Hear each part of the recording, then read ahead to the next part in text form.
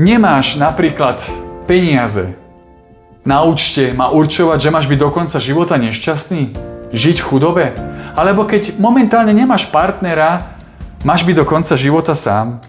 Nepracuješ v práci podľa tvojich predstav, začneš tam robiť a trčať až do dôchodku? Majú teda okolnosti a veci určovať to, ako žijeme? Určite nie. Vieš, kto si ty? Ty si suma svojich myšlienok. Tvoje myšlienky sa pretavujú v tvojich činoch na tvojom byti.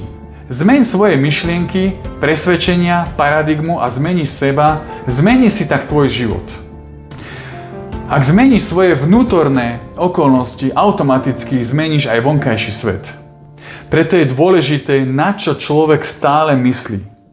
S čím sa vo svojej mysli denne zaoberá.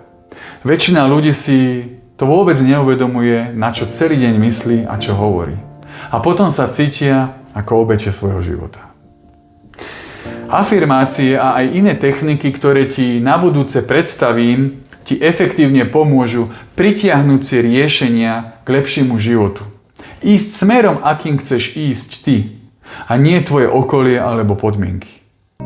V popise tohoto videa nájdeš link na príkladné afirmácie z môjho života.